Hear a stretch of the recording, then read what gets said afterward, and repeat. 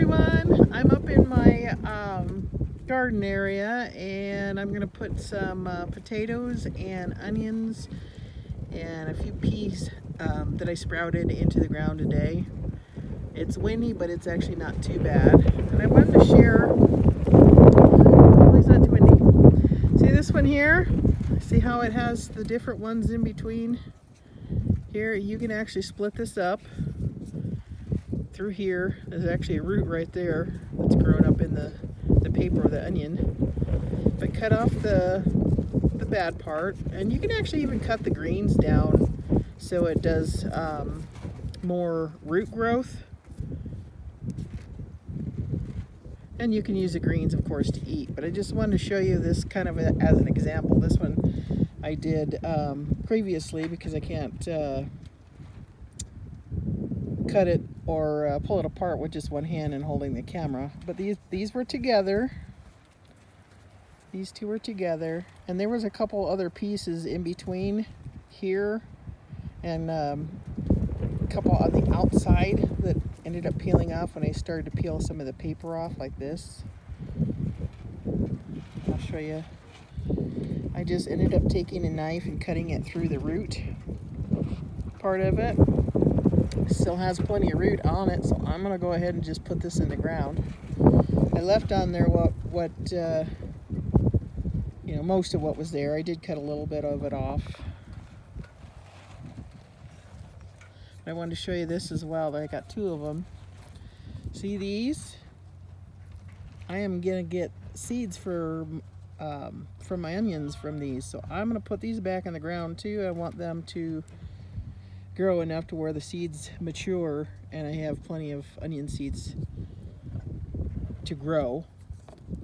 And then here's one of my potatoes. I actually cut this before and I let it dry out a little bit. This is called scarring, because if you put a fresh cut potato on the ground it could rot. It's still soft up here, but this part is dried up, and as you can see it's got some good sprouts on it. This one's pretty long, but that's about well, I guess there's a couple other spots that are just started on this one, but I'm gonna go ahead and just stick this one in the ground like it is. This one has a couple different spots. I could have actually cut in between and done two different ones, but I figured I'd try this one. Here's another one that I had done previously that's dry, but this is still soft and this is good.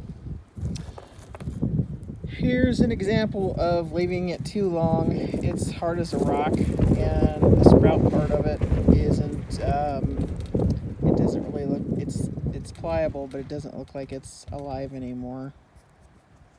So that one I probably won't be using. And then this, I accidentally broke this piece off when I was cutting up a couple other onions that I still have in the house. So I'm just gonna throw it in and see what happens. If it doesn't grow, it doesn't grow. Not a big deal. It'll just become compost in the garden area. Let me see. My peas are sprouted, but they're not very big. I'm gonna go ahead and put them in the ground though, and maybe try to mulch them. But peas can be grown right now in zone 7B where I am.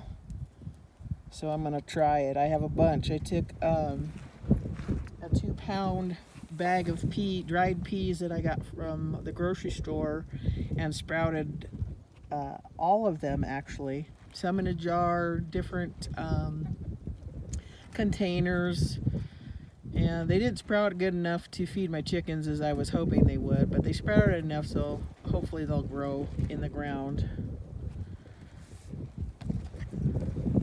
Just wanted to show you I repotted some of my irises or purple. They didn't survive the winter real well. They are starting to come back, but I think I lost probably 4 of them. But it's good to see that life is coming back to the yard and I'm gonna have some flowers again. Anyway, that's it for today. Have a great day. Bye, everyone.